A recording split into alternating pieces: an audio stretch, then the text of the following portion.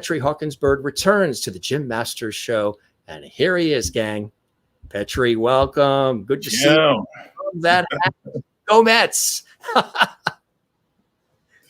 That's it. You know, it's an homage to one of my favorite teams. You know, I actually have 4 favorite teams. Okay, the first 2, of course, of which are the Mets and the Yankees, and then I have a special place in my heart for the Dodgers because they were, matter of fact, I think the year I was born, the Dodgers left Brooklyn. Okay, Crown Heights, Brooklyn, to be exact, which was where I was born and raised. And they left there and moved out to Los Angeles. Also, I have a special place in my heart for the San Francisco Giants, who were the New York Giants before they left, I think the year following the Dodgers. So, in New York, we say good riddance to bad rubbish, but I don't really feel that way. I like all 4 of those teams. Oh, absolutely. Yeah. You know, it's really cool. It almost looks like you are at Citi Field with the orange chairs, the sort of bluish wall. It's like you're at the stadium. You can thank my wife, the inferior decorator. No. She set it all up for you, huh? That's it. You know, she said, "Hey, go in that room right there. You know, you'll come off well." Now you were just telling, we were chatting off the air about, you know, growing up in New York and other cool things. We were talking about the New York Mets, and you've actually had contact with some of the players too over the years, right? That's kind of cool. Yeah, you know, I'll tell you an incredible thing. So recently, a young man hit me up on Instagram, and he said, "Hey, I'm Bud Harrelson's nephew," and I went, "Wow!" I went like the Bud Harrelson, you know, and it just so happens that he was getting his Hall of Fame indoctrination at that time. So that was a pretty incredible experience. And in fact, the same nephew called me when Bud Harrelson passed on, you know, but I just couldn't believe that I was talking to, you know, show you how enamored I was, you know, and how awestruck I was. I didn't even talk to Bud Harrelson. I talked to his nephew, you know. So I thought that was championship there. Even that, you were right there, right? Right. But let me tell you one that's even more incredible. So while working in Manhattan Family Court, okay, this is pre-Judge Judy. This was back in, I'm going to say 1985, 86. I happened to meet, but now I met him face to face and actually shook the hand with the championship, the World Series ring on it, was Ed Charles. And he was, I love this. I was working in the foster care unit at Manhattan Family Court. I did 18 months in that unit, and he was a caseworker for like a foster care agency. Wow. At the time. Ed Charles, man. Wow. Ed Charles. And I couldn't believe it. I was like, "Yo, wait a minute, man." I said, No. You're the Ed Charles? And he goes, "Yeah." And wow. I said, and he said, No, before you go any further. And he just put the ring out there. And I was like, yeah. But it was so cool to see him working, with youth and being a caseworker. I thought that was fantastic, man.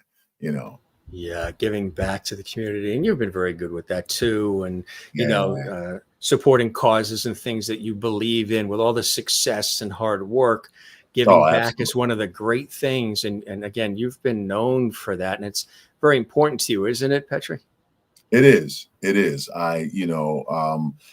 listen, to whom much is given, much is required, and I don't look lightly upon the opportunity to make sure that those who are in need in our communities have access to the help and the resources that they need. So Yeah. that's just how my mama raised me. God bless her. Right, exactly. Did you have any other family members that were also in the criminal justice system, or were you the first one in the family to embark in that career? Well, I don't know about it as a career, as a big customer. But yeah. Pay customer. Customer, I like that. Yeah, doing a test drive. One who utilized the system to prepare you so they could tell you what it's like on the other side. Yeah, it was we were doing investigative work for you. Let me tell you, crime doesn't pay. Thanks, Unc. But no, it's funny. My Uncle Joe, my mother's brother, was a housing cop for many years. Matter of fact, he retired from housing police and went into what was it? Drug rehab. He became a drug rehab counselor. So another example of the family, giving back to the community. Exactly. And but yeah. What inspired you to go into it? My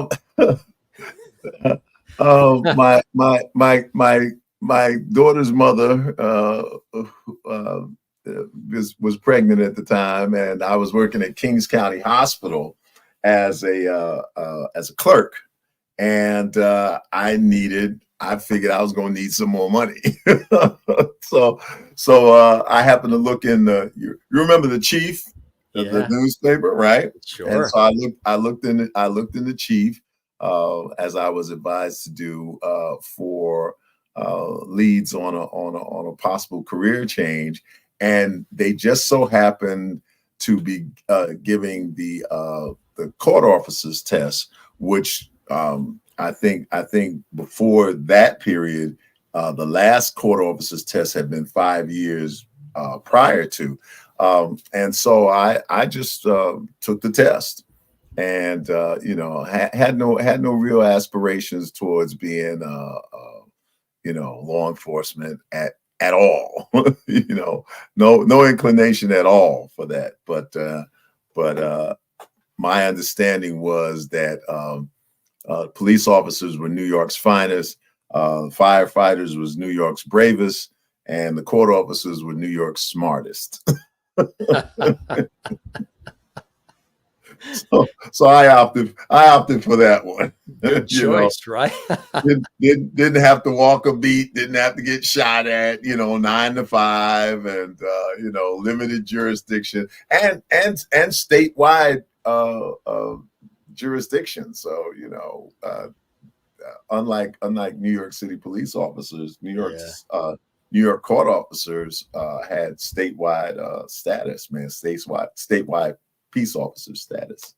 Now, were you always intrigued by sort of the courtroom shows, sort of like the Perry Masons and the different movies that had that sort of theme? Was that something that? Yeah, I loved Perry Mason. 12 Angry Men was one of my favorite movies, even when I was a kid, because I used to watch it on remember the $1 Million Movie? Used to come on Channel 9. Channel 9, WOR. WOR, New York. Out of New Jersey, right?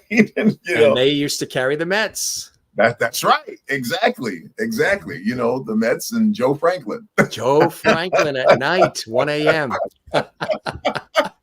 So I if he was still around, he'd probably have you on his show. I know. Wearing that hat. And I would leap I would leap to be on Joe Franklin's show. You know, he was so. You know, the thing about it was he was always so enthusiastic about like it didn't matter. You know, you could have been a garbage man. He like, you know, so let me ask you something. Right. Garbage. Is it the same as it is today as it was 30 years ago? How has it changed? He was a legendary, right? He was a legendary television broadcaster, radio guy, and TV guy in the New York area, folks. I mean, for decades. And he had this late night show called The Joe Franklin Show on Channel 9 in New York. I remember I first saw Bette. He passed away, unfortunately, a few years ago. Yeah. I met him actually at 54 Below. Nice guy. Whoa. Oh, wow. Really? I did meet him at 54 Below. And I got a chance, and it was about a year before he passed. And I got a chance to tell him, you know, as a broadcast guy myself, TV, radio, what I felt he, you know, did for the industry and how incredible I thought he was. And he's funny. He goes, tell me more. That's how he was. Remember? Tell me more. That's right. Tell me more. That's right. You know, I'm Joe Franklin. I'm keeping the station on the air. Kind of like Regis Philbin. Pretty much that was it. Regis Philbin was the same way. And he, of course, would always say, hey, look, I'm only one man. I'm keeping the network on the air. And by the way, I'm the most modest man I know. I am the most modest. Exactly right. I miss all that. Those guys were great. Oh, you know, wow. They were great. You know, as I was saying to you before, my first time seeing Bette Midler was on the Joe Franklin show. You know, and he would just have her on there for like, you know, like a solid hour, man, you know, just talking to her about what she's doing. And, you know, and it's like, wait a minute, is she playing? And like you said, he would have Bette Midler, and then sitting next to Bette Midler would be somebody obscure who makes lemonade from scratch at home or something, you know, next to Bette Midler. Well, remember this. Or a wrestler. Bette Midler wasn't Bette Midler back then, you know. Then, you know, she was playing the bathhouses, you know, down in the village somewhere, you know. Joe Franklin launched many a career. Yes, he did. Yes, he did. So, you know, you're working in the system there in New York, and then this opportunity comes to move west to California. You know, it's amazing. I was just in San Mateo a few months back for a TV shoot for this series that I co-host with my colleague, who, you know, of course, Doug Llewellyn, who is the original host of The People's Court, the show that really started it all. And Doug and I have been friends. Doug Llewellyn and I have been friends, and we've worked together about 20 years on this TV and radio series out of New York.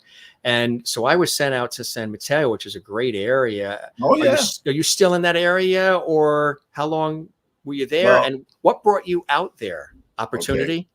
Okay. So let me give you sort of the chronological background on this. So in 1990, my then wife and I separated.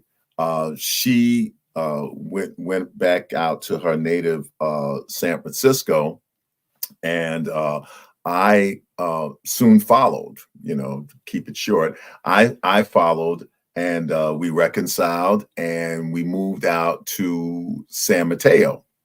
Funny you mentioned that.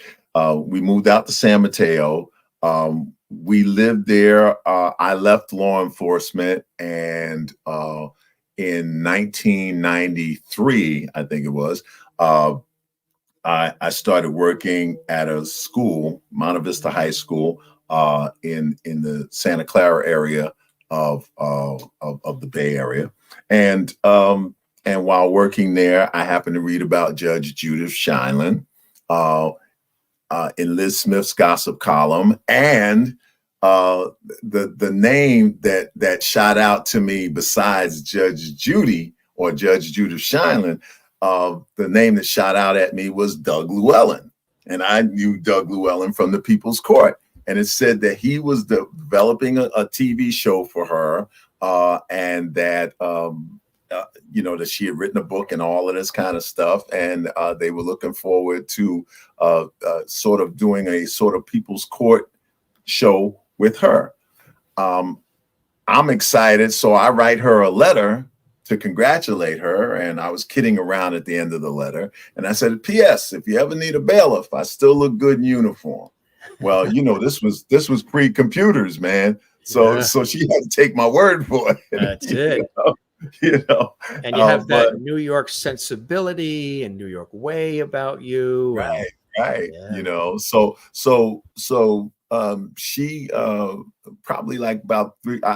In fact, I faxed the letter off to her. You know, I was too lazy to get a stamp and mail it, and I faxed the letter off to her. About 3 weeks later, she calls me up. She called my home. My wife told her my job number. She called my job, and she, you know, she's so brusque. You know, she's like, Officer Byrd, Judge Judy here. I just wanted to say that I appreciate your letter. Thank you very much. You're the only person other than my family who's congratulated me, and I really appreciate that. She said, and by the way, I know you were kidding at the end of your letter. She said, but we really do need a bailiff. You know, we tried it with a regular actor, and he didn't know, you know, how I operate because it's unscripted. She said, and as I remember, you're kind of crazy. I said, well, I'm still kind of crazy. She said, well, if you're crazy enough to try this with me, I'll recommend you for the job. This is exactly what she said to me. Wow. And I said, okay, Judge, you know. Yeah. You know, bring it on. Let's go. Yeah. So then she told me, she said, you know, I have your number. You'll be hearing from some people. And some people from LA called me and asked me to send a headshot, which I didn't have, and a resume, which I didn't have, and a cover letter, which I made up. and I sent those things down to them in LA. And about 6 months later, they flew me to LA and interviewed me and told me that day that they said, well, the exact words of the head of big ticket television was, he said, well, we were looking for somebody younger and we were looking for somebody local. You're not local and you're not younger. He said, but she wants you. But she wants you. And so whatever she wants to get this off the ground, she's gonna get. So if you say yes, you got the job. I said yes. He said you got the job, and he shook my hand and he walked out. Wow. and all I was concerned about was, is there a cab back to the airport? How do I get home? I have my ticket. I got to get home. Gotta get home. Wow. And so that was it. That's how it happened. And that was in '96. And we started taping Judge Judy in July of '96. And of course, I had no idea how long that was going to go on. But believe me, my mama ain't raised no fools. I kept my day job. You were exactly right. I took a leave of absence that first taping season. I took a 6-month leave of absence, and it was hilarious because by the time I got back to the school, the show had premiered and was a huge success. It was a ratings monster. Yes. And you know, so when I came back to the school, I was the big man on campus. You know, I was the man. You know. Of course, I was the man anyway. You were the man anyway, but this was confirming the man. This is the man. That's right. The man. So, I mean, that must have been cool for family and friends and people who know you and grew up with you and who've been rooting for you to see you on every television set across America, Canada, and now beyond with everything syndicated around the world. That must have been really amazing, huh? And then, of course, you know, the phone rings and the people want to know who you are as well. That was something. What was it like in those early days? And how did you handle that? How did you handle the publicity, the notoriety? And because there is a balance to it all, too. It can get sometimes a little out of control and crazy, right? Well, you know, the great part about it was that so by now I had a wife and 3 children, and living in San Mateo, we were out of the public eye pretty much. I think the year after we moved up to Sacramento, and we moved to a small community called Elk Grove, which is a suburb of Sacramento, and we lived on a block. Excuse me. We lived on a block that was it was a cul-de-sac, and I remember my neighbors were just as cool. Like you figured out I was just a guy next door, and that's how they treated me. Except when their relatives came into town, then they would come to my house and they would go, "Who lives down the block?" they would come to my house and very respectfully they go, "Byrd, my mother is a huge fan of yours. She's here for the Christmas holiday. Could you come over and hey man?" And so I would come over and just walk in their door, and like the mom would look at me and go, "Wait a minute. You really the guy from Judge Judy?" And I go, "Yeah." And she goes, "And you know my son so well, you just walked in his house." I said, "Listen, I walk in your son's house on a regular basis and come and drink up all his liquor and everything." So, that's it. And if things get out of the control, you see this face and you say, "Step out, step out." That's right. That's right. Things get out of control. You see that face and you call the police like you're supposed to. Step out. What was one of the craziest moments? I've seen a few recently. Of course, we've always watched the series, a few reruns recently, where there are a couple of times where the litigant did not necessarily agree and did not necessarily want to exit gracefully and wanted to go over towards the other side and approach the other person. Oh, yeah. How'd you handle that? And what was a couple of the crazier times that you had to sort of simmer down for everybody? Well, I had first of all, I didn't have that many incidents of that happening, believe it or not. I'm cool and calm, okay? And I'm 6'3". So there's a tendency for people to look at a guy who's 6'3", who's wearing the badge, who has that face, people always ask me, they say, you don't smile. And I go, no, that wasn't my job to stand there and smile. It was my job to make sure that everything seemed ready. Even in this photo, it looks like you're saying to somebody, "You don't really want to do this, do you?" Well, that's that New York look. You don't really want to do this. Right. I always tell people, they say, New Yorkers are not friendly, and I go, no, you're wrong. New Yorkers are very friendly. If they're giving you directions to someplace, they'll walk you there. I said, but you have to understand something. New Yorkers are busy. Okay, they don't have time. So if you want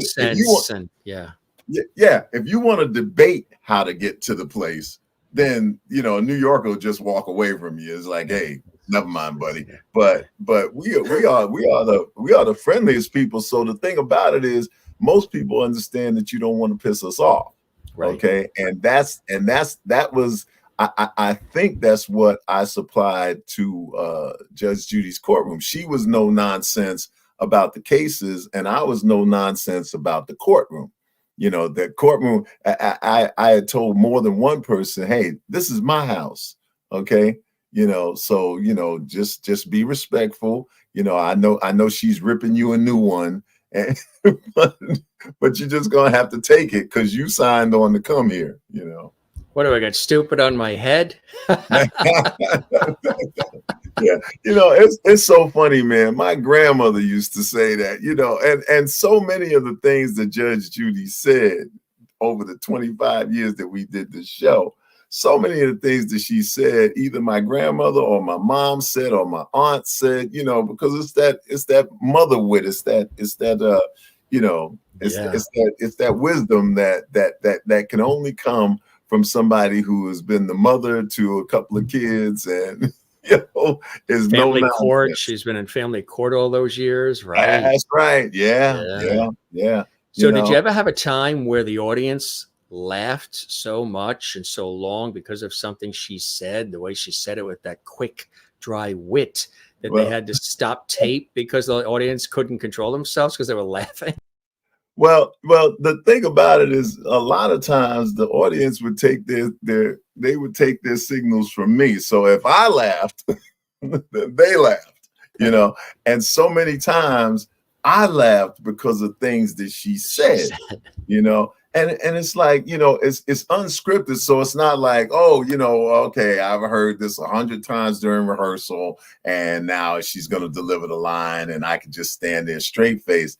It was like, it would come as a surprise to me. One that I remember, she was talking to somebody and asked them some questions.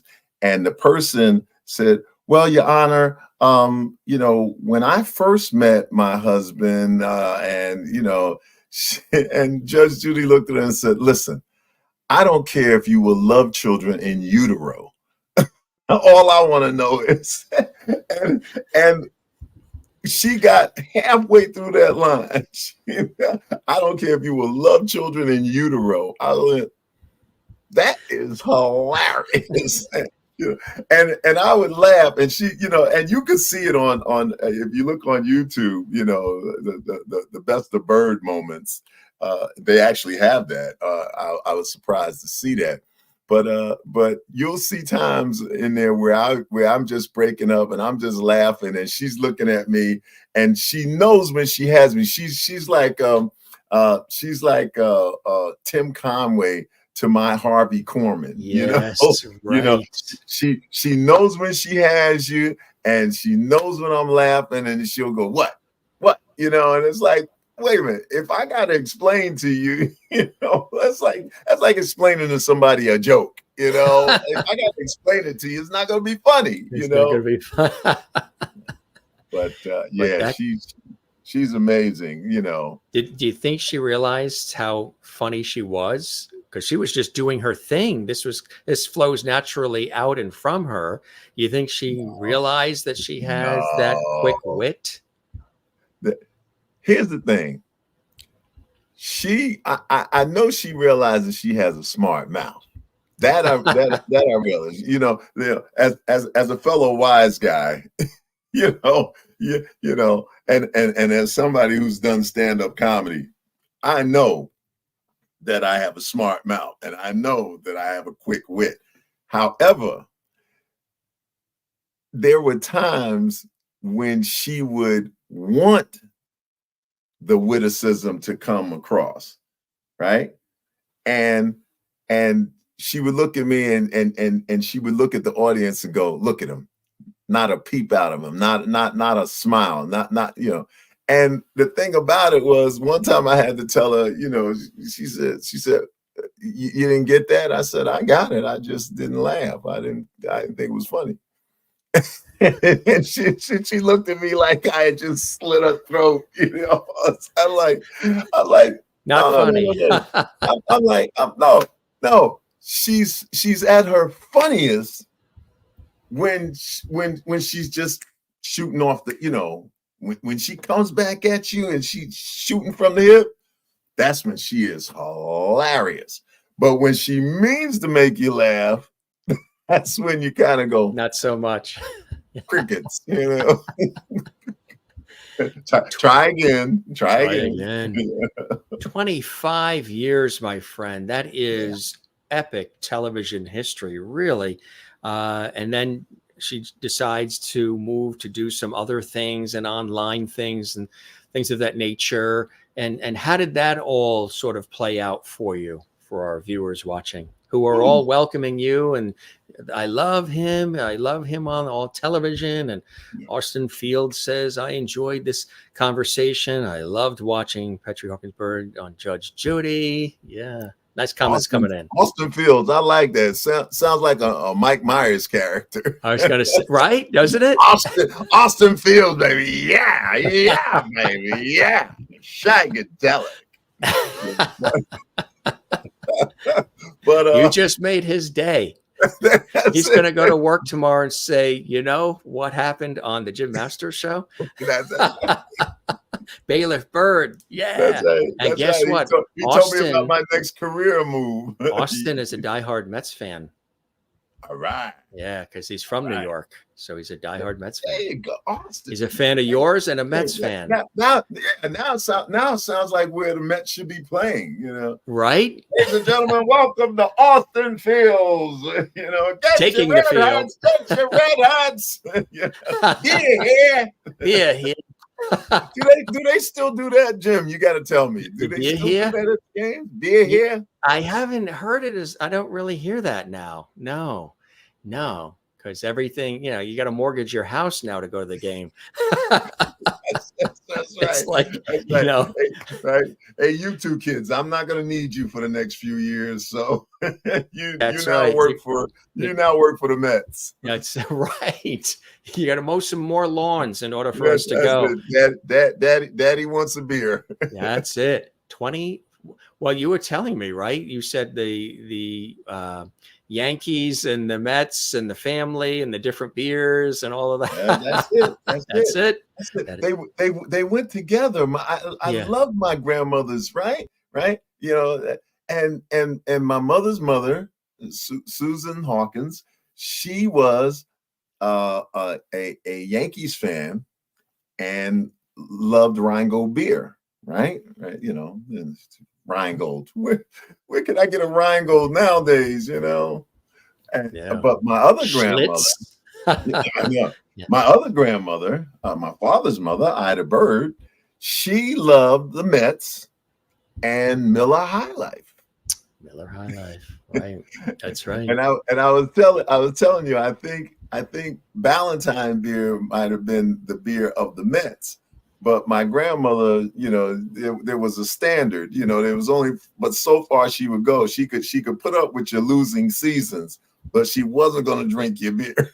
You know, she was like, I'll drink the beer that I want, you know, and watch you guys lose. But, oh, man, I remember in '69 when they won the series. Oh, my God. I was so happy, man. Me and my grandmother celebrated, you know, and she fried chicken. She made sweet potato pie to celebrate. And man, you know, I was number one grandson. So, because I hung in there with her. That ring on your right hand looks like it's a championship ring. That's amazing. So let me give you the ring story. Okay, so for years, you know, and I didn't realize that, you know, it's amazing how certain gestures that you do when you're on TV for a number of years, you don't realize that worldwide people associate you with that gesture. You know, Johnny Carson's his golf swing, you know, at when he first comes out. You know, and just before he does his monologue, that golf swing, you know. Jack Benny with this, Jack Benny. Yeah. Wow. You know, well, mine became my code became parties on Johnson versus Johnson, step forward. Right. You know, I don't know whether, you know, I don't know what women were thinking, but but that became the sign, and the thing about it was, because I did it with my right hand, the ring was always very prominent. The turquoise ring was always very prominent. I had people writing in about it and inquiring about it during interviews. You know, what's the significance of the ring? Nothing. Is a ring that somebody gave me. I admired the ring. I was at lunch with a friend of mine and his friend, and I admired his friend's ring. And 2 weeks later, the friend invited me to go to lunch with them again, and he gave me a box. And in the box was the ring, and a matching turquoise bracelet that he had gotten in I don't know whether it was Albuquerque, New Mexico, or Arizona, but that's how I got the ring, and I had it sized, and I loved it. It was my favorite ring. Now here's the weird part. This is not the ring in question. This is not the ring in question. The ring in question, right, that everybody came to know, that worldwide, you know, I've had people in airports in foreign countries look at me and do this, you know, and I do it back at them, and they go, yes, it's him, it's the ring. Well, the whole thing about it was that we ended doing Judge Judy on April 15th, 2021. The next morning, my wife had brain surgery. April 16th, 2021. That next morning, my wife was scheduled at 6 a.m. to have brain surgery, which she did. That is the last time I saw that ring. I have no idea where that ring went. I don't know whether I went to the bathroom in the hospital and washed my hands and left it on the sink. I don't know, but I haven't seen that ring since. I believe it's somewhere here in this house, but can you please hide that box we got today from eBay? You know, that box from eBay, that little one? Right. Put that away quickly. Ixnay on the eBay. Somebody's going to knock on the door tonight, and it's going to look like this. Give me that ring. Hey man, where the ring? I want the ring now. But my wife, for my birthday, my last birthday in November, we met some people who inquired about the ring, and I told them the story about the ring and how I couldn't find it. And they said, well, we live in Arizona, and there's a place that we stop at all the time, that they have merchants there who sell rings and stuff like that. And I'd be glad to stop by there and see if we see something that would be appropriate for you. And this is the ring that they happened to find. And they sent me a picture of it. And my wife purchased it for me, and I've been happy ever since. And so now, with all due confidence, I can say, step forward. Step forward. Step forward. You know, Step forward. Unfortunately, on our new show, they don't step forward. They're already there. That's Tribunal Justice. Tribunal Justice. Yes. Before we talk about that, the last time you were here, you were mentioning your lovely wife, and she was a producer on Judge Judy, right? Yes, indeed. Yes, she was very involved, Emmy winning as well, and helped get that show together. Many of you watching might not know that. And it was a little bit of a rough patch at that time. How's she doing now? Send her our love. Oh, see that picture you have posted of her? Yeah. That's her right now. That's exactly how she looks. She's been 3 years cancer free. That's fabulous. And just doing fabulously, wonderfully. Just matter of fact, she just had her MRI looked at this week by her oncologist, who was extremely pleased and extremely happy with the results. And we just thank God for her. Absolutely. A continued healing and and she's writing a book. She's writing a book, about her experience, and she wants to share that with the world and let the world know that cancer is not a death sentence anymore, and you just have to have faith in God. Yes, and continue to press forward. Which she has. She's my hero. Let's make sure that we reconnect, and we're already connected, but have you guys back on. When she has that, and we'll be happy to share that on the show. That would be fantastic. You guys also did some things together too, right? Yeah, especially during the pandemic. We got kind of bored, and we're on the verge of probably killing one another. No. The birds were ready to fly the coop. That's it. That's it. But no. We just got the idea to post some. We posted some videos of one of us cooking and another one of us something about Halloween or shopping at for the holidays, for the Christmas holidays, and it got to be pretty popular. So we decided we were going to do sort of a talk show, and so we kind of did a Regis and Kathy-esque type of talk show that was on YouTube, and did you enjoy it? Did you enjoy it? Oh man, had a great time. Had a great time, because so many times we spent making each other laugh. Yeah. So now here we were making the world laugh, and we're getting viewers from around the world, and just enjoyed ourselves and enjoyed doing it. We have since ceased doing it, but there is a demand out there. People keep saying, man, I miss your show. You guys were great, and so I think we're going to try to revamp it and start it up again and see if we can reclaim that magic. That's fantastic. Keep us posted on that too, my friend. That's absolutely, great. Absolutely.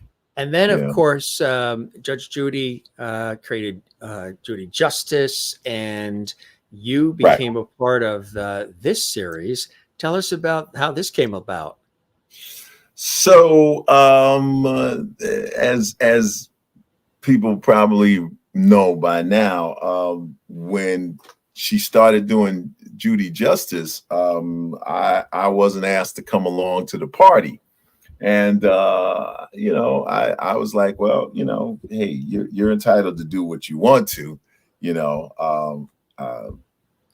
but my personal opinion is that, people want to see Batman and Robin, not Batman and Melvin. So I just said, well, okay, if that's the way it is. And my fan base, my wife had to tell me that I had a fan base. I didn't know, but my fan base became very vocal, if you will, about the fact that I wasn't on her new show, hostilely vocal. And so I get a call. A matter of fact, it was the day that that Will Smith delivered the slap that was heard around the world. I got a call that morning from Judy, asking me if I would be interested in possibly being on another court show. And I'm like, at that point, I'm an out of work actor. I'm like, sure, yeah, absolutely. So she had somebody call me and we talked and we went through some negotiations, hiccups, and but we finally got it together, and it wound up being Tribunal Justice.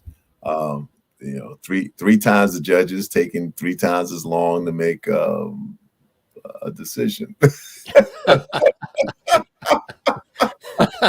Hey, that's okay. They know how I feel about it, man. I tell them, I go, man, I ain't never stood up so long waiting for somebody to make a decision about, about somebody's cat stuck in a tree or something. Yeah, this ain't the Scopes monkey trial, man. You know what I'm saying? We're not trying to decide whether it's not Watergate, right? Right. We're not trying to hang Darwin here, Right. But it's like. But did you enjoy that? You enjoy that? It had its moments. It's a different sort of and it's format. It's a different dynamic altogether. You got 3 judges with 3 different types of dispositions and 3 different types of way of questioning people and handling situations and getting information. you know, doing their thing. And, you know, it's like, you know, I guess, and then they go and deliberate. You know, we'll be back after this message. Right. So what took their predecessor, you know, their boss, you know, 10 minutes to do, you know, it takes them sometimes as much as 2 hours. Right. Yeah. Exactly. Yeah. Yeah. And, you know, and some of those one-liners that Judy shares, and just some of that atmosphere is a little bit different, right? It's a little different, but I'll tell you, the one that is probably most like her is her son Adam. He's the male judge on there, and yeah, that's it. That's Adam on here, you know, and he's a former prosecutor, so he has he has her how can I say, you know, her disposition. Okay, I don't even, disposition. Yeah, this disposition, and you know, that kind of, you know, so he can do that, you know. But I told him, I said, look, man, do yourself a favor. I said if you want to gain an audience that will really appreciate you, be the cool guy, you know. Every now and then, just look and go, no questions. You know? I said, work for Perry Mason. No questions, Your Honor. You know, no questions, Your Honor. How did you like? I want to let folks know too that we do have a reverend here on Bold and the Beautiful. How did you like doing that? Getting on the soap opera? Man, that was, well, first of all, getting on that soap opera was a surprise. That was a total shock to me. And what I found out was that the casting director was a fan, okay, and had come to a Judge Judy taping and found me to be very personable, if you will. Yes.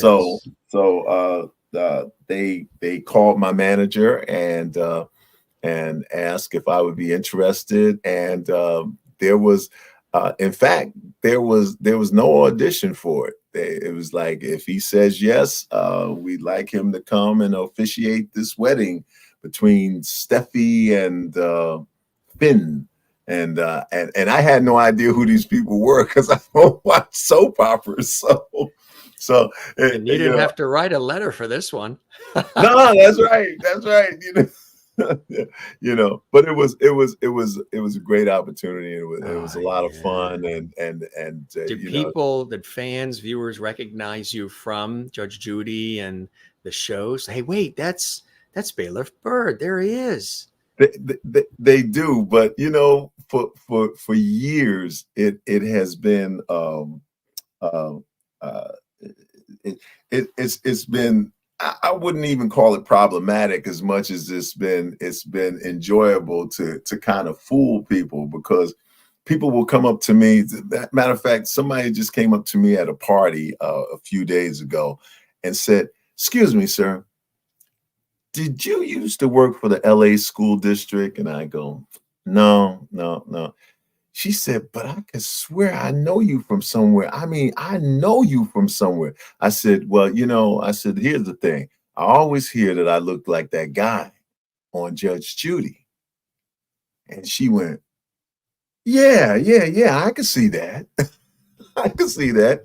And so she walks away, and probably about 15, 20 minutes later, we cross paths again, and she's with her friend this time. And she says, "You know, he does look like that guy on Judge Judy, you know."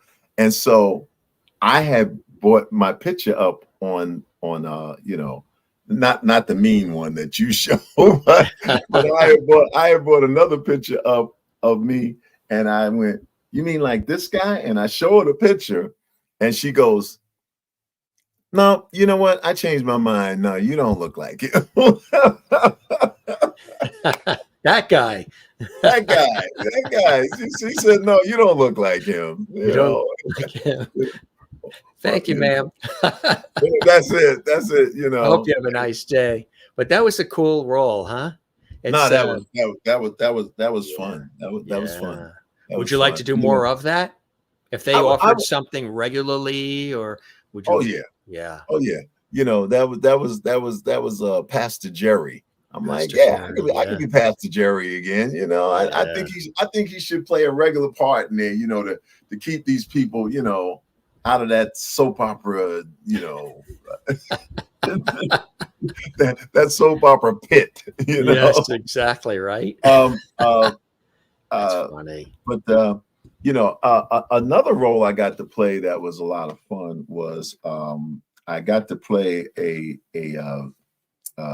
sheriff of a small town in Kentucky on an episode of Law and Order SVU. That's right.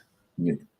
And that was a ton of fun. You know, I loved that, you know, working with Ice-T and you know, most of my scenes, well, the two scenes that I was in that was with him, you know, and that was, you know, it's always exciting to take something that was written that comes from somebody's imagination and make it live, you know, to their satisfaction, you know.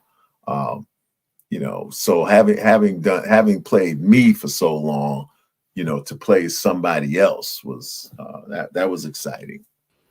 You know, I got a call years ago from I say years ago, it's probably about 9 years ago, 10 years ago, from Central Casting.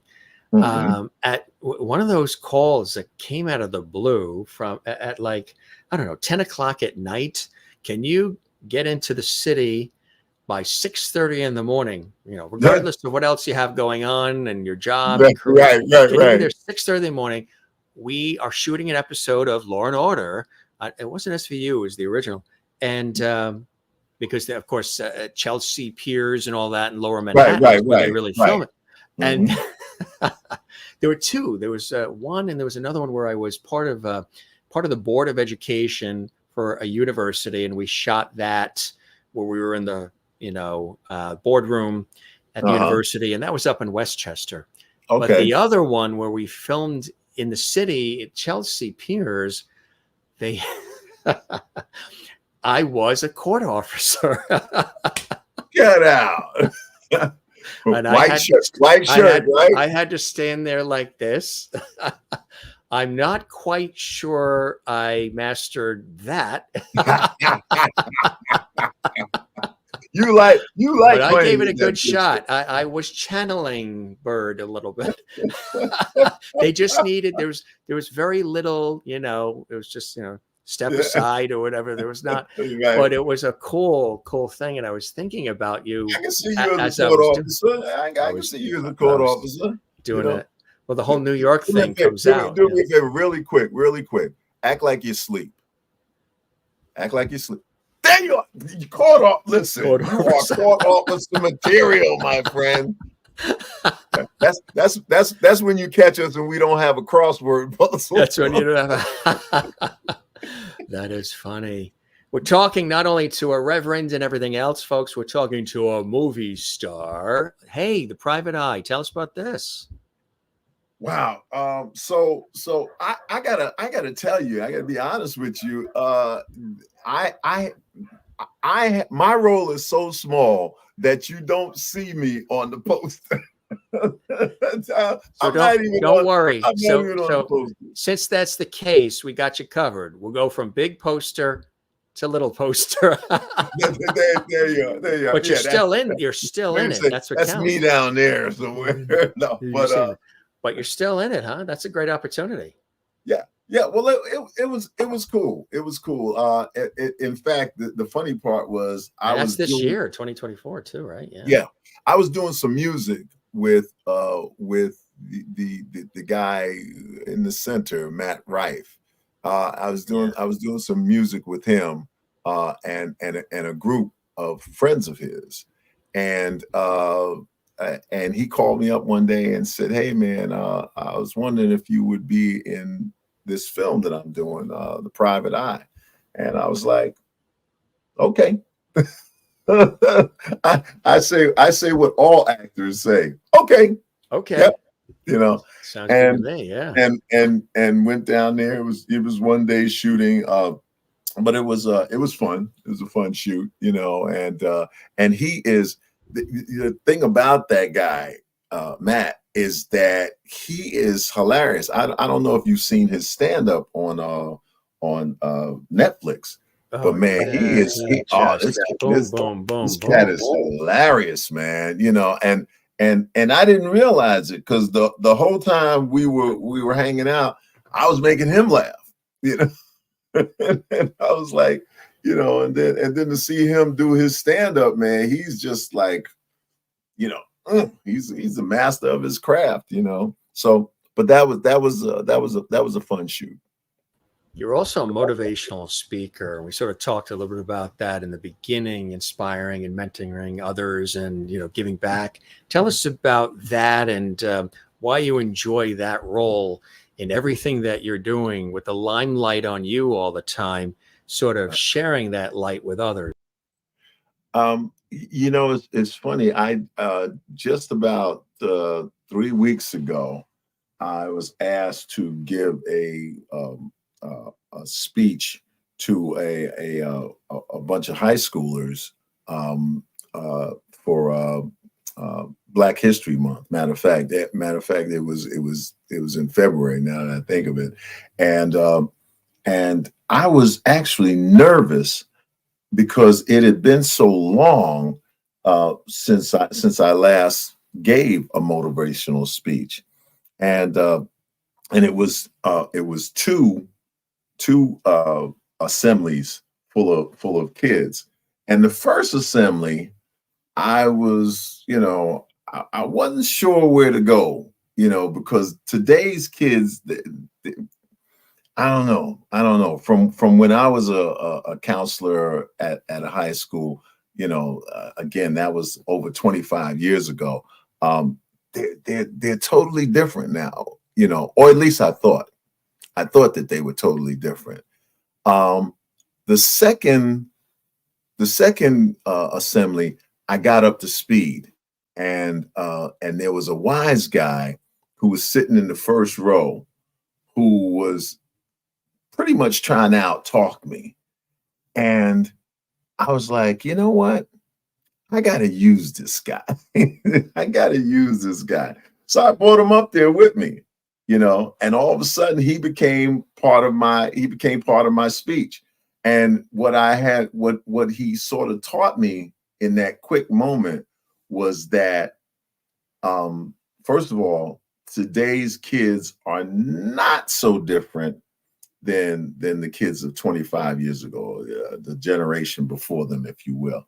They're not so different. You know, we think they're different, and therefore we treat them different and sort of expect the same results, which is insanity. You know, we have to learn to talk to them. We have to learn how to communicate with them. The other thing that he taught me was that kids want to know. They want to be guided. You know, they don't believe that their co-heirs, if you will, in the insanity called the world, are the people best suited to teach them about stuff. You know, I always start off by telling kids, you know, listen, you don't take swimming lessons from drowning men. You take swimming lessons from Michael Phelps. Right? If you want to be a great swimmer, then you're going to take your swimming lessons from Michael Phelps. That's what kids want to do. Kids want to learn from the best. And I think they're realizing that the best advice that they can give and the best how can I put it, the best examples of how to live, they're not going to find them on YouTube or on TikTok. they're actually going to seek that out from people who are successful, and so that's, I continue to try to be an example, and continue to try to work with youth, to give them the best possible future that they can get. Have you had a chance to do a TED Talk yet, or anything along those lines? Are the No. speeches and yeah, huh? No TED Talk yet. I'm like, how do you give one? You know what I'm saying? Or how do you get to give one? Because I've seen some TED Talks where I went, hey, that's cool. I can do that. I can do that, I think because there's people that I've interviewed in my professional work in TV and radio, and I know there's a number of people that have told me that you get various recommendations from people who've interacted with you, who've chatted with you, people who've been inspired by you, people maybe that, even like a conversation like this that we have together helps to make that happen, because the TED Talk's a cool thing. Do you like speaking engagements and stuff like that? I do. Yeah. I do. I enjoy them. I enjoy them because, again, having done stand-up comedy, I'm always looking for a chance, one, to make an audience laugh, but to also be able to design that to get my point across, And so, I believe in the ABCs, accuracy, brevity, and clarity. Yeah. If you stick with them and throw in just a little bit of humor, you go. Before you know it, it's over. I don't know. I think we might need Bailiff Byrd to run for office. Any office. That's Have right. you ever thought of that? Have you been asked? I was asked to do that, and I wanted to do it. The person, seemed to think that, hey man, you could really, but unfortunately for me, where he wanted me to run was in my I won't call it my hometown, but where I used to live in Sacramento. That's where he wanted me. That's where he wanted me to run, and I was like, well, can't do that because I'm kind of hooked up here in LA, But my wife and I are thinking about moving, so maybe there's still a chance at some politics. How about writing a book, memoir? Is that something you're working on? I can imagine the stories that you would be able to share. I want to do that. I want to do that. But more so, I want to do something along the line of the motivational aspect of life. I don't mind telling the story, but I think a lot of people out here telling their stories. And I want it to be more that, hey, here are the lessons that I've learned over the years. I'm 66 now, and I think I've learned a few things that I could pass on and maybe help somebody out. Help them not go through the same stuff that I went through.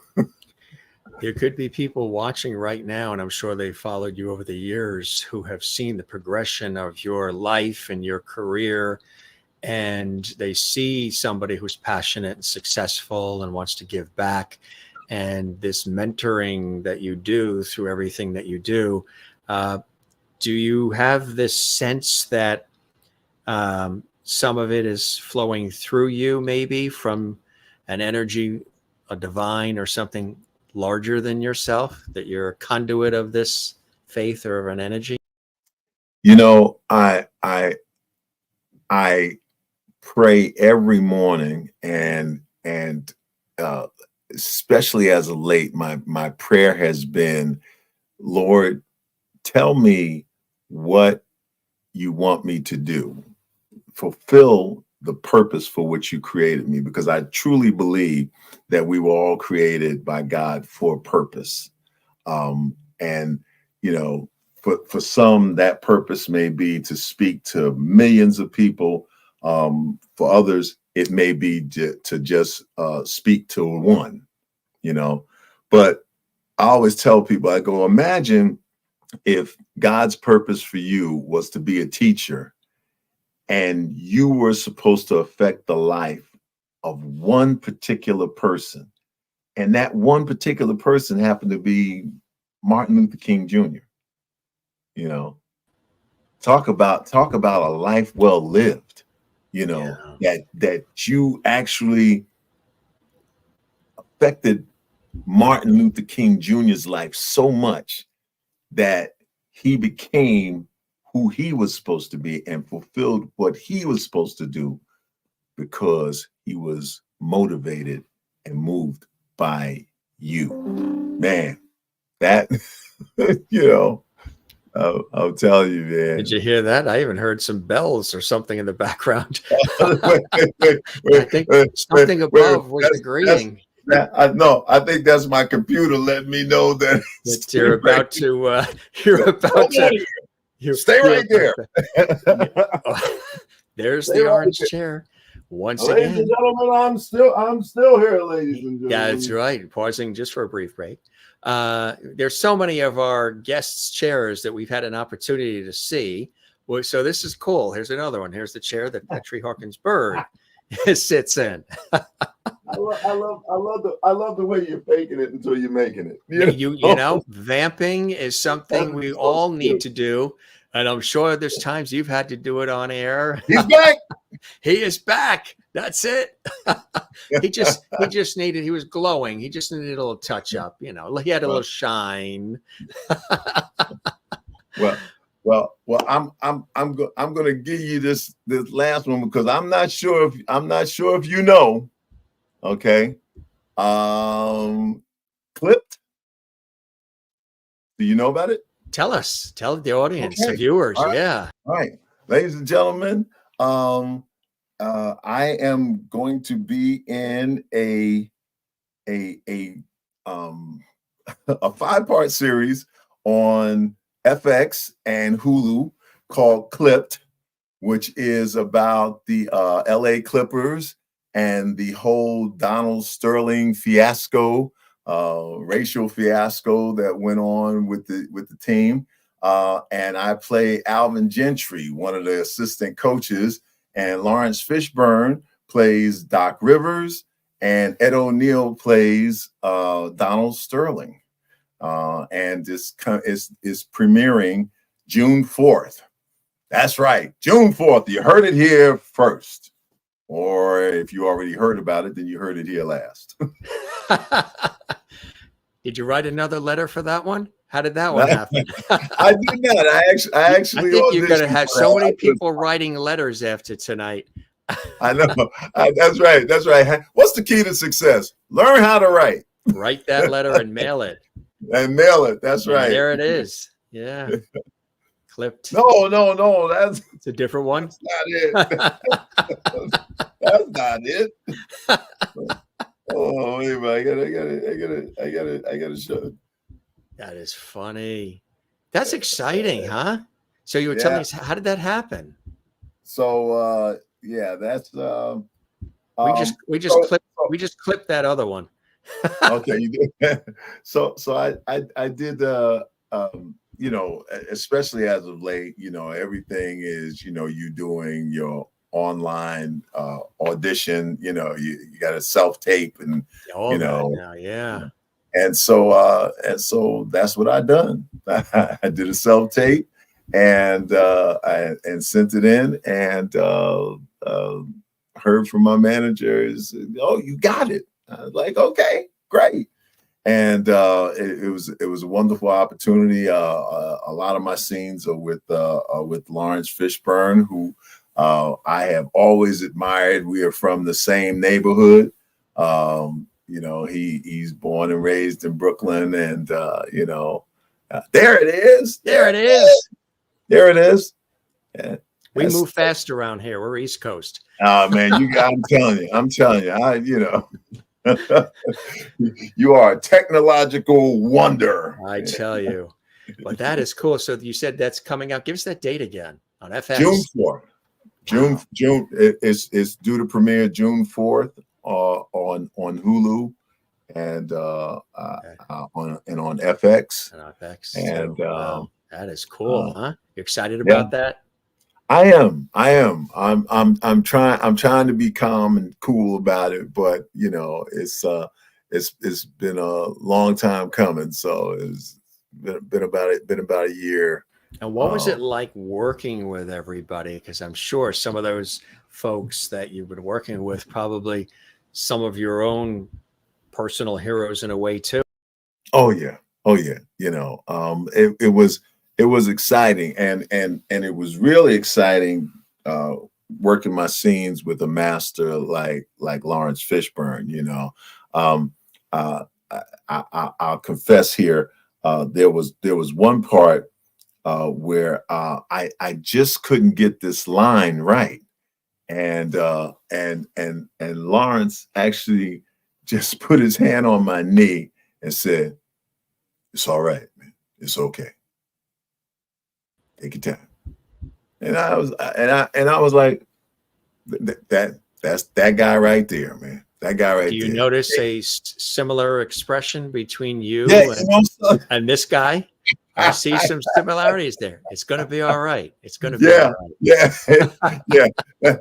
Similar, right? That was the face I was using. It's going to be all right. It's going to be all right.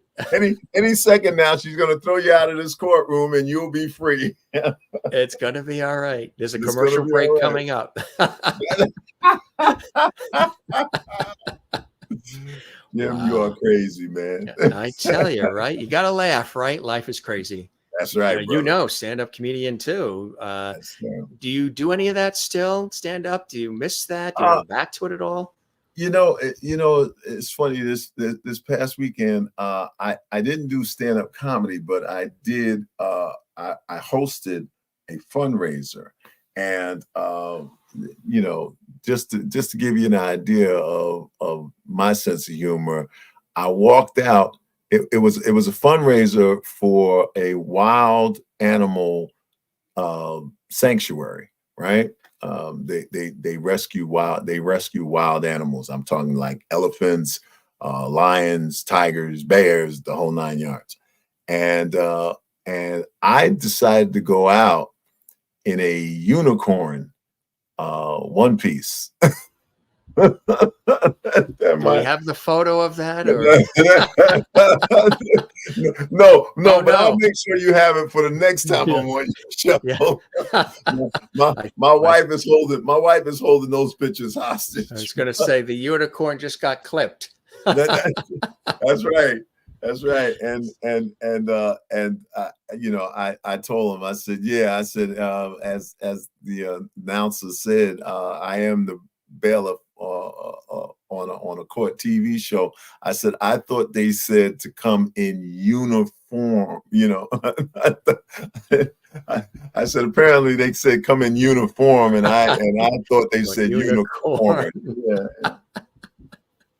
So yeah, that's you know, but I got an opportunity to, you know, and people kept coming up to me afterwards and going, "Man, I didn't know you were this funny, man." And I go, "Yeah, you know, that's because you haven't known me to say more than 3 words at a time." Exactly. What are some other cool things you have coming up that you're excited about? And is there anything that you haven't done yet, my friend, that you still want to do because you've done so much?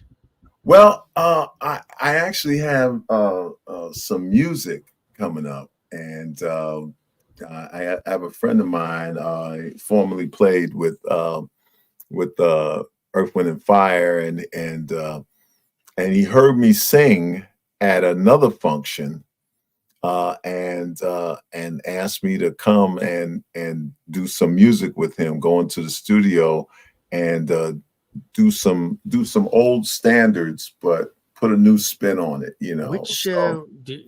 Which one is, because I'm friends actually with Larry Dunn. Do you know Larry Dunn? from Earth, Wind, and Fire.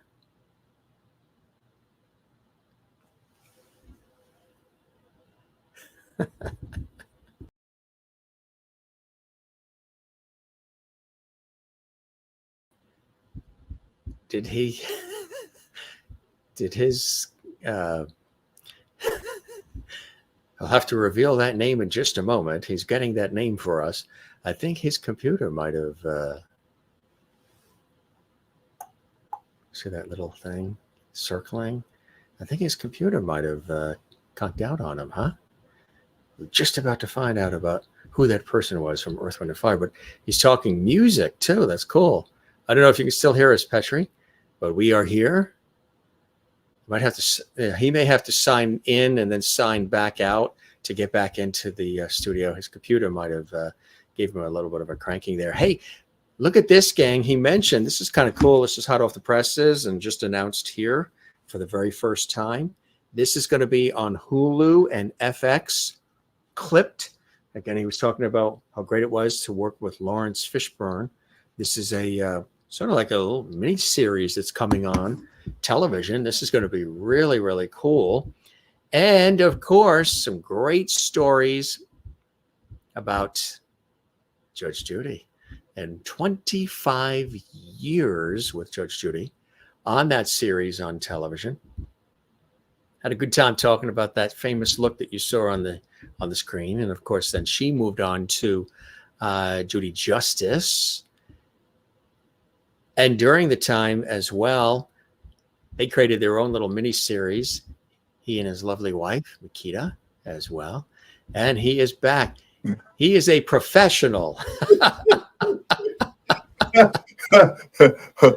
Folks, you didn't see any of that. No, that will be clipped. That will be clipped. Even though we're live, we will clip the live if we can. Right. You were mentioning. I was mentioning that I know Larry Dunn from Earth, Wind, and Fire. Yes, he and his wife are dear friends. Yes.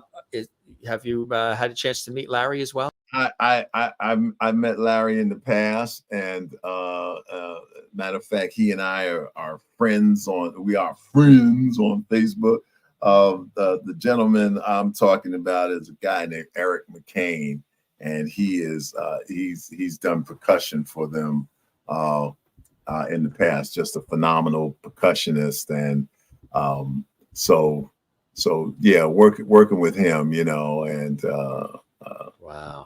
Another friend of mine, Herman Jackson, who was a keyboardist for Stevie Wonder, and phenomenal keyboardist. So, you know, that's so cool, working on that and trying to put together a music show that features live music.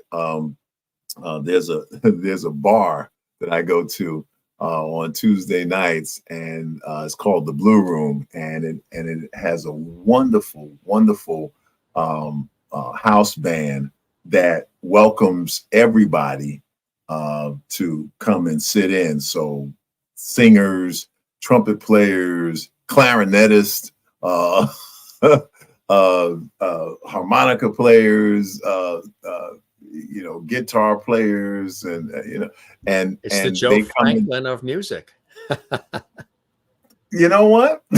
I'm gonna pitch it that way. There you go. You know? See, right? Excuse me, sir. Excuse me. I know you're the head of Netflix, but do you remember Joe Franklin? Joe Franklin. And they'll go, yes, we're doing a documentary on him next week. That's exactly right. Well, that's something, like I mentioned, I think really cool. All the things that we, you know, touched upon: television, film, commercials, everything else, motivational speaking. In the spare time, you do like to sing, write music, and poetry as well, right? Yep. So you know, just keep the juices moving, keep things flowing, you know, so that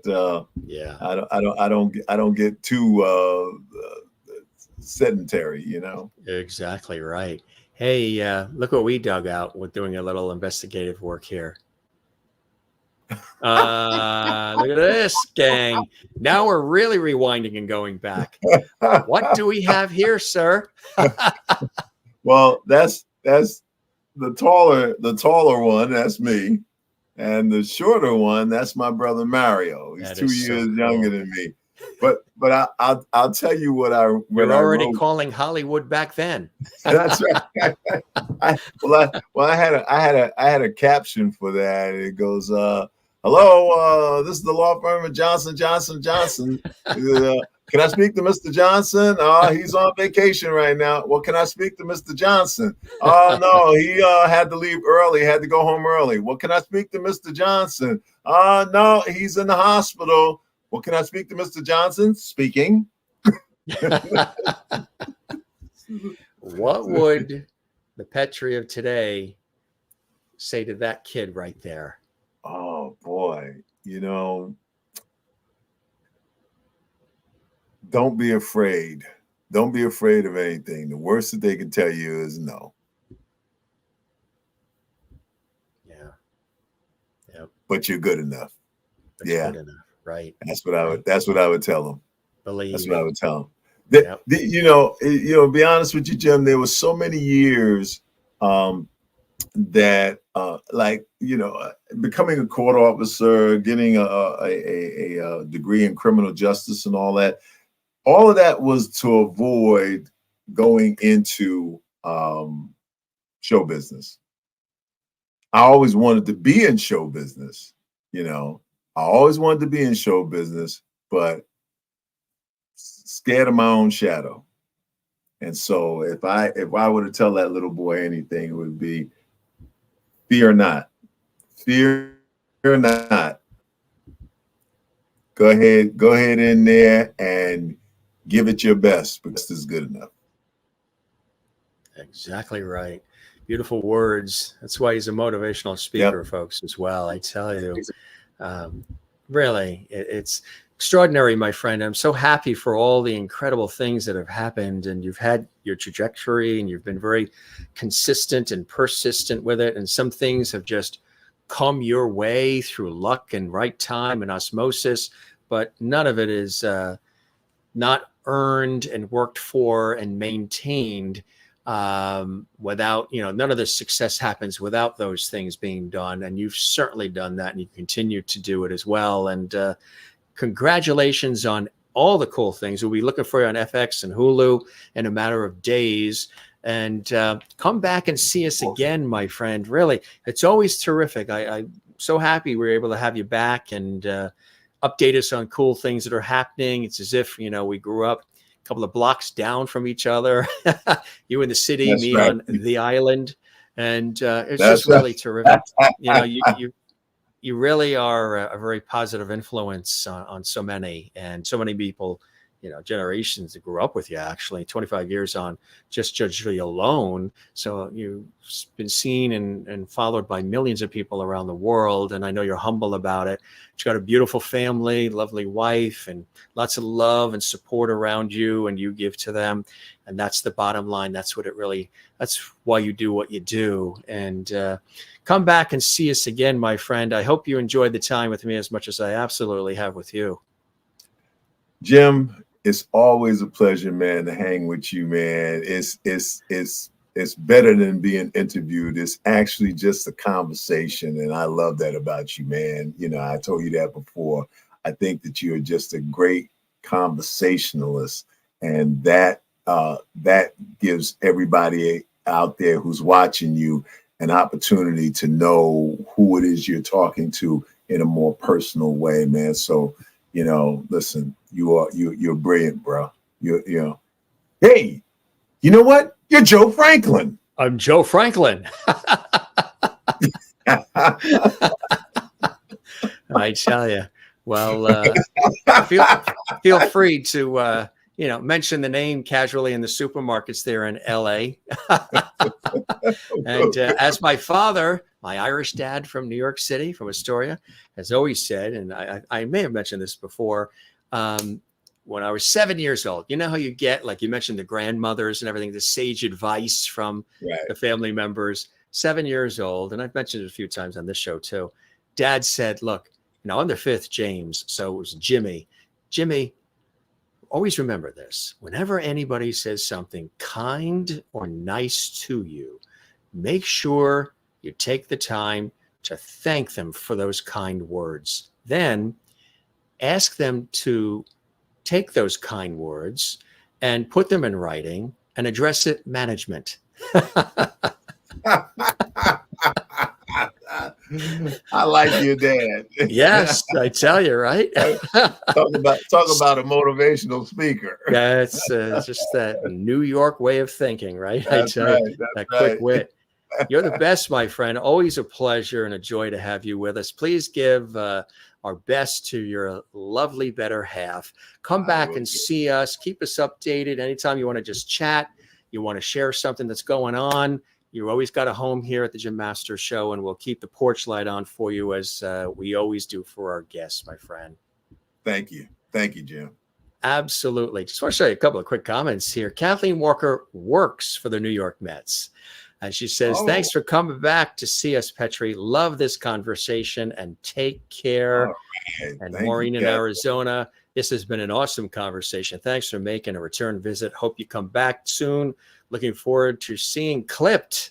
All right. Wow, cool stuff. Thanks for all these great comments, everybody watching from all around the world. We appreciate all this, all these welcomes, and yeah, good stuff. Appreciate it. All right, my friend. Go Mets. You got it, Kathleen. Go Mets. All right. Sending you some East Coast positivity, my friend. Thanks for stopping by, and we'll see you again real soon, okay? All right, brother. All right. You take care. You too. Cheers. Petri Hawkins-Byrd right here on the Jim Master Show. How cool was that, right? Just like he said, it was just like a conversation. That's what we do here on the show. He's a great conversationalist too, isn't he? Tremendous stories. It did feel like, as it did the last time he was on our show, like we were just, talking over the back fence about life and about this and the careers and all the cool things that sort of make us tick. And what's cool about these conversations is you got a chance to hear a little bit more about somebody that you've seen and admired and watched all these years on television, and a little bit more about the guy behind, how he got started, some of the cool things. Like he mentioned, he really wanted to be in show business, but in the beginning, he was a little shy about it. And look what has happened today. He served the public through the criminal justice system in a positive way, and then had that opportunity. What's really cool, and that almost looks like, I wonder if that's the letter that he wrote to Judy that he's handing her. He wrote this incredible letter to her, and she responded, which is inspiring because it says, take a chance, believe in yourself, which is part of his message too. And he ended up for 25 years with Judge Judy, which is extraordinary. And that really changed, the trajectory for him in an incredible way. And then, as I mentioned, he was on Bold and the Beautiful, and of course doing the wonderful series with his lovely wife, who is in the best of health. They are a terrific couple. They really, really complement each other so well. Tribunal Justice, again, another series, talked about that as well. And these are just a few of the many things, of course, The Private Eye, but just a few of the many things that he's had an opportunity to be a part of: television, movies, and film, television, commercials, voiceover work, so much. And look for this, Clipped. It's going to be really cool on Hulu and on FX Network. Again, now when you watch the Judge Judy re-airs, the original series he was on, you're going to say, hey, I saw him on the Jim Masters Show live, and I interacted. If you have been leaving comments, we appreciate that. This is his second visit, his return visit to JMS. We really appreciate it. So many of our guests want to come back and stop by and join us, and I really, really appreciate that. He's a good guy. He's one of the good guys, and really cool to have him here. Also really cool to have all of you here watching as well. Hey, gang, if you enjoyed this episode, go the extra mile. Let us know. Interact with us. We would really, really appreciate it and love it if you give this episode a thumbs up, like on our YouTube channel, share this episode on your social media, drop a comment in the comment section, interact with us, say hi. Where are you watching from? What do you love about this show and some of the things you've enjoyed? And of course, this conversation with our friend Petri Hawkins-Byrd. And thank you to all of you who have been liking and commenting and sharing. And don't forget to subscribe to our YouTube channel as well. That means the world to us. We really appreciate all of you who have done that and continue to do it as well. Thanks for all the great conversational comments and the love and support of what we're doing here at the Jim Masters Show Live. So we really, really appreciate it. And you guys mean the world to us as well. Come back. Hold that thought. Put the band at rest. Come back and see us again. Our orchestra and singers were so geared up that they wanted to start singing our theme that plays us out with the credits rolling before we said, see you later. Not quite yet, but get ready because we're going to give you that cue in just a second. We love having fun with all of you. And when we do these shows live, anything can happen. And I think that's kind of cool. Cool stuff, huh? We love you all. Don't forget to take care of one another and be good to one another. And come see us again. We've got amazing shows coming up with extraordinary guests right here for you on the Jim Masters Show. Now, cue up the Jim Masters Show Orchestra and Singers. They're going to take us out with our credits. We love you all. Be well. Take care of one another. And take care of yourself. Thanks for stopping by the Jim Masters Show. And thanks to Petri Hawkins-Byrd for being so gracious and generous with his time and stopping by JMS once again. We really appreciate it. We'll be right here waiting for you. Come see us again, Jim Masters. Be well. Cheers.